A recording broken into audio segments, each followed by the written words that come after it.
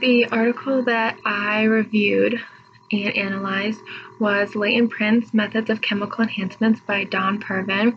This one was more informational. It talked about the staining techniques of Amido Black, Leucocrystal Violet, Hungarian Red, but it was more about the use and a review of the three methods rather than testing them or doing research with them.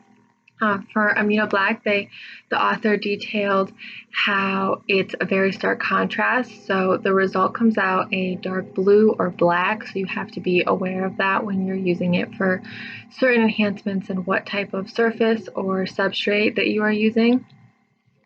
For the Leucocrystal Violet, it didn't have as detailed as they had talked about for the Amido Black. But they did talk about how it reacts to hemoglobin blood and how it comes typically prepackaged and what it will typically, and they did show a picture of what it would look like at the end.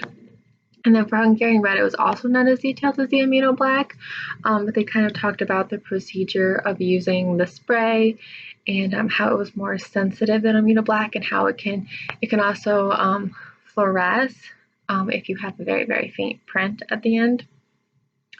So my analysis was that it did complete what it had originally set out to do. The author did accomplish the goals.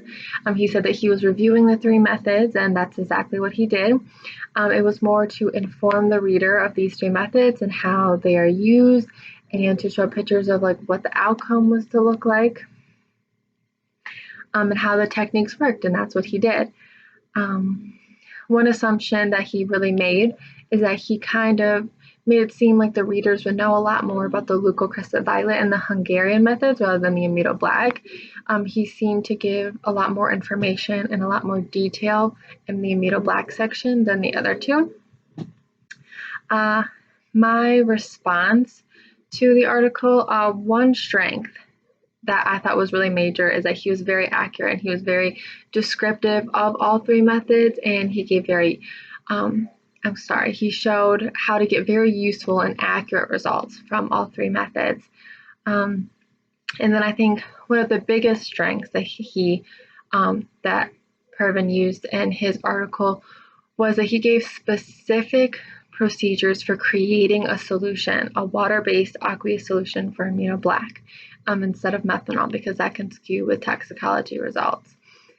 And so he gave like a very detailed measure of how to make like 1,000 milliliter solution and then how to apply that to an actual fingerprint.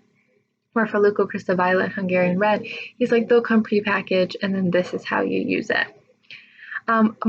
His weakness, which I kind of already described, is that he didn't cover those materials and methods. He was very specific and very descriptive of Amido Black, but then not for Hungarian Red and Leucocrystal Violet.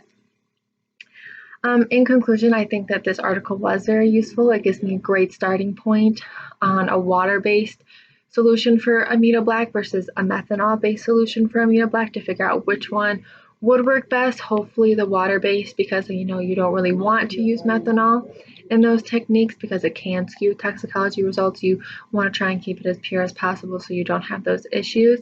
So it does give me a really great basis for what to do in those two categories to kind of compare fingerprints, see which method would work better, and so that I can use that for my actual project.